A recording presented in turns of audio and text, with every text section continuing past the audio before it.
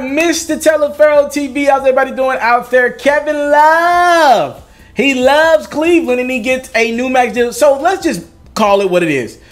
Kevin Love got an extension with Cleveland. That deal does not happen if LeBron James decides to return to Cleveland. They're likely looking to move Kevin Love, who would have a very favorable contract at that point with 1 year left on the deal, right? They will be looking to move Kevin Love if LeBron wanted him out of town to get younger, get some more athletic wings, some guys that could help compete against the Warriors in the finals. And not just the Warriors now, but teams like the Boston Celtics, teams like the Toronto Raptors, who got Kawhi Leonard. They got some length, some athleticism, right?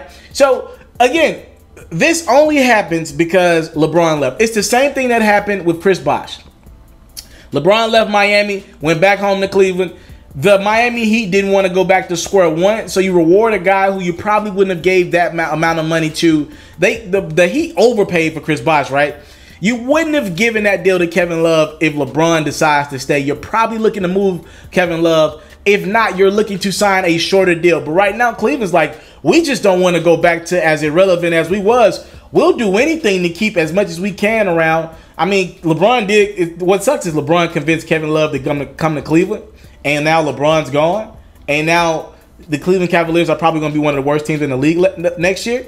But let's break down the numbers on this deal just to give you guys some statistical facts behind it. So the deal will kick in after this season, right? So he'll make $24 million this year. And in the 2019-2020 season, this new deal will kick in. It's 28.9 the first year. In 2020-2021, he'll be making 31.3.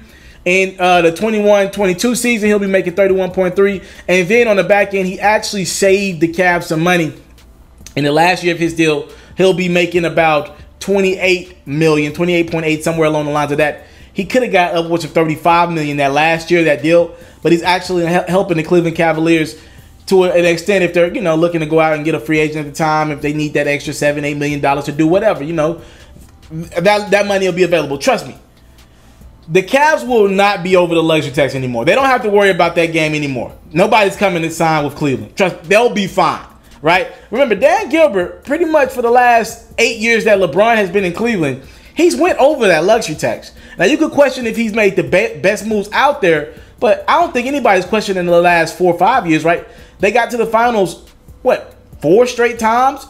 He had LeBron, Kyrie, and Kevin Love, 3 All-Stars. You're clearly over that luxury tax number, and they went out and signed some other guys. So Dan Gilbert has spent money. Now, a lot of people say the first time around when LeBron was in Cleveland, he didn't spend it the wise way, right? He could have gotten better players. He ended up with guys like Shaq, Delonte West. I mean, just guys that were not as good as you would expect to be around LeBron, but you were paying these guys good money. Mo Williams had a nice little contract. Antoine Jameson had got paid with Cleveland at one point. So again, with the Cavaliers, salute to everything that they are attempting to do right now to keep this thing somewhat together after LeBron. Kevin Love, I do think you overpaid for him, but you look at it, it works out for both guys. Kevin Love, he's not going to compete for championships probably at no point in his career anymore, but he's going to be a very paid man. Right? Another $130 million to top off what he's already made in his career. I mean, he's going to be a very rich man. 4 finals appearances. He's going to have a case. Depending on how long he decides to play, how much his body can withstand. He's going to have to go back into the post now, right? How much his body can withstand, because he's clearly the Cavs' first option right now, right? If his body can hold up for 4 to 5 more years for the rest of his contract, he's going to have a Hall of Fame case, right? Again, 4 finals appearances, 1 championship. His numbers are going to be there. His numbers are probably going to go through the roof for the next couple seasons. To me, it depends on how long his body can hold up. He'll have a Hall of Fame argument. If Chris Bosh has a Hall of Fame argument, Kevin Love will have it. He's been relevant for the last 4 years, depending on what the Cavs can do here. And if Kevin Love is expected to go 20, before he left Minnesota, what was he, around 25 and 12 a night? If he can get up to 22 and 9 for the next 2 to 3 years, he definitely will have a Hall of Fame case. A lot of people will argue that his career was better than Carmelo Anthony's. Y'all talk to me in the comment box below. Thank y'all for the time, love, support. I don't take it for granted. So let's ask 2 questions in the comment section. Let's piggyback off that conversation I just had.